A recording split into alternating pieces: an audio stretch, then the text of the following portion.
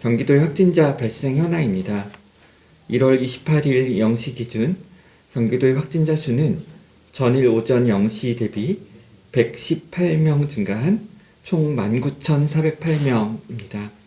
도내 23개 시군에서 확진자가 발생했습니다. 국내 발생이 116명이고 해외 유입 관련은 2명입니다. 신규 확진자 중 60세 이상 고령자는 28명으로 23.3%를 차지합니다. 감염 경로를 알 수 없는 확진자는 19.2%인 23명입니다. 요양병원, 노인 요양시설 등 감염 취약시설 관련 확진자는 2.5%인 3명이었습니다. 도내 주요 확진 상황에 대해 설명드립니다. 먼저 수원시 소재 요양원 관련 확진 상황입니다. 지난 27일 고위험시설 종사자를 대상으로 실시한 선제적 PCR 검사에서 직원 7명이 확진 판정을 받았습니다. 해당 요양원은 종사자 38명, 입소자 59명으로 이루어져 있습니다. 확진자 발생 후 전수검사가 실시되었고 양성 7명, 음성 31명 결과가 확인된 상태이며 남은 59명은 검사를 진행 중입니다. 시설 위험도 평가가 실시되어 79명에 대해서 자가격리 조치를, 11명에 대해서는 능동감시 조치를 실시 중입니다. 평택시 소재 제조업체 관련 확진 상황입니다. 지난 25일 제조업체 직원 1명이 최초 확진 판정을 받은 이후 전 직원에 대해 전수검사를 실시하였고 26일과 27일에 걸쳐 35명이 추가 확진 판정을 받으면서 28일 0시 기준 총 확진자는 36명으로 확인되었습니다. 전 직원에 대해서 검사가 완료된 상태고 접촉자들은 2월 9일까지 자가격리 조치하였습니다. 추가 접촉자 및 정확한 감염 경로를 확인하기 위한 역학조사를 실시 중입니다. 다음은 대전 IM 교회 관련 도내 검사 현황에 대해서 말씀드립니다. 27일 17시 기준 경기도가 파악한 대전 IM 선교회와 관련 도내 시설은 8개 시군의 총 11개소입니다. 11개 시설 중 안성 TCS 국제학교만 기숙사형으로 운영되었고 나머지 10개소는 비숙박 상태였습니다. 대전 IM 선교회와 관련 검사 대상자를 파악하기 위한 역학조사가 진행 중이며 지금까지 파악된 검사 대상자는 229명입니다. 이 중 221명에 대해서는 검사가 완료된 상태고 확진자는 안성 TCS 국제학교에서만 2명 확인되었습니다. 27일 17시 검사 결과 자료 기준 교사 33명 중에 1명이 확진되었고 학생 96명 중 1명에서 확진된 상태입니다. 다음은 경기도 코로나19 병상 운용 현황입니다. 1월 27일 20시 기준 일반과 중증 환자 병상을 합한 도내 의료기관 확보 병상은 총 1662개입니다.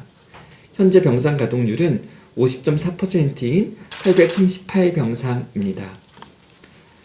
중증 환자 치료용 병상은 총 198병상이 확보되어 있고 현재 이 중 88개를 사용 중입니다. 가동률은 40.4%입니다. 경기도 제3호부터 제11호 등 8개 일반생활치료센터와 제1호 특별생활치료센터에는 1월 27일 18시 기준 573명이 입소해 20.0%의 가동률을 보입니다. 잔여 수용 가능 인원은 2299명으로 계산됩니다. 경기대학교에 위치한 제10호 생활치료센터는 29일까지 운영 후 종료할 예정입니다. 27일 기준으로 9개 생활치료센터의 가동률은 말씀드린 대로 20.0%였습니다. 경기대학교 생활치료센터를 제외하고 계산했을 때의 가동률도 38.9%로 여유가 있습니다. 모든 재난 대응이 그렇듯 코로나19 유행 대응도 필요한 수요에 맞춰 최대한의 가용 자원을 확보, 공급해내는 것이 핵심입니다.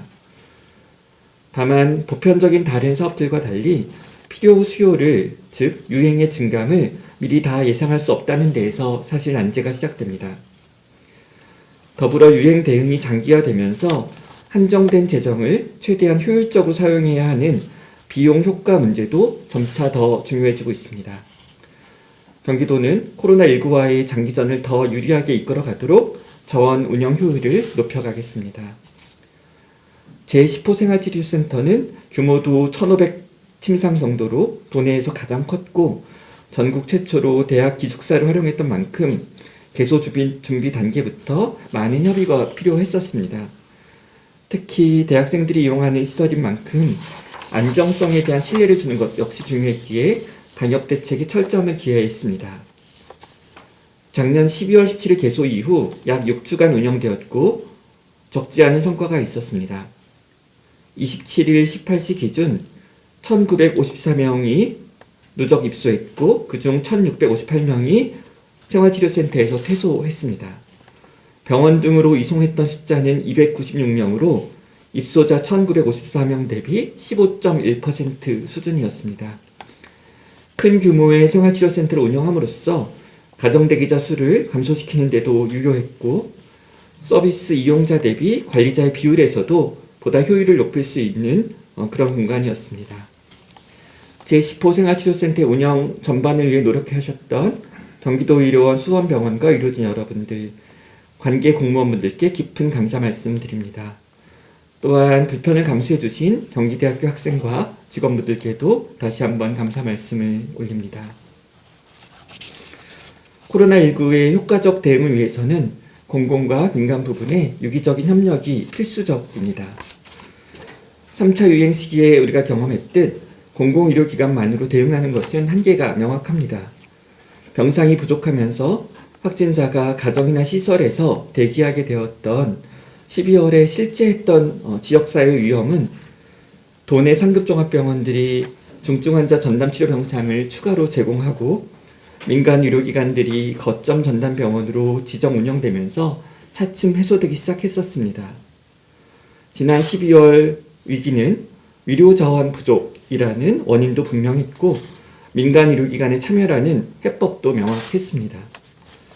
경기도는 감염 취약시설 숫자는 많은 대비 의료자원은 상대적으로 부족합니다. 이를 극복하기 위해선 최대한의 효율을 추구해야 하고 따라서 지역 내 거버넌스 확립 그리고 의료기관 네트워킹이 무엇보다 중요합니다. 코로나19 긴급대응단을 중심으로 올해도 이 부분에 집중할 것입니다. 도는 민간 의료기관들과의 협업을 위하여 올해부터 경기도 코로나19 진료 네트워크 협의회를 정기 운영 중입니다. 지난 1월 9일 도청에서 첫 회의를 가졌고 오는 29일에는 온라인을 통해 두 번째 회의를 가집니다. 민과 관이 서로를 존중하고 소통하면서 코로나19 대응의 부족한 부분을 찾아내고 보완해 나가겠습니다. 민관 협력형 거버넌스를 잘 유지해내면서 도의 정책에 전문성과 현장성을 불어넣도록 노력하겠습니다. 11월 말부터 시작된 세 번째 유행을 잘 이겨내고 있습니다. 하지만 아직 다 끝나지 않았습니다. 지난 12월에만 경기도에서 총 7,377명 확진자가 나왔습니다. 2020년 경기도의 전체 확진자 숫자의 절반이 12월에 집중되었습니다. 12월 한 달 우리가 얼마나 높은 파고를 견뎌내었는지를 짐작할 수 있게 합니다. 코로나19에 맞서기 위해 감염병 전담병원의 병상을 늘리고 생활치료센터를 빠르게 확충했었습니다. 불가피하게 발생한 가정대기자는 홈케어 시스템을 통해 안전하게 관리하려고 노력했고 다행스럽게도 가정 내 사망자는 한 명도 발생하지 않았습니다. 하지만 유행이 다소 진정되었다고 해서 안도해서만은 안 됩니다. 다음에 찾아올 위험을 예상하고 대비해야 합니다. 환자 치료와 코로나 방역에 있어 필요한 가용 자원을 더 충분히 확보해야 하고 확보된 자원은 더 효율적으로 활용해야 합니다. 또한 백신 공급과 접종을 신속하게 추진하기 위해 사전에 철저한 준비도 해야 합니다. 도는 앞서 말씀드린 경기도 코로나19 진료 네트워크 협의회, 경기도의 의료자원 TF팀, 그리고 코로나19 백신 전략 기획단 등을 통해 공공병원과 민간 상급 의료기관 등이 유기적으로 협조하면서 필요한 서비스가 적시에 차질 없이 제공되도록 노력하겠습니다. 감염병 전담병원 등에서 전력하시는 의료인들께 다시 한번 깊이 감사드립니다. 어려운 시기를 잘 인내해주고 계시는 1370만 도민들께도 깊은 감사 말씀을 드립니다. 감사합니다.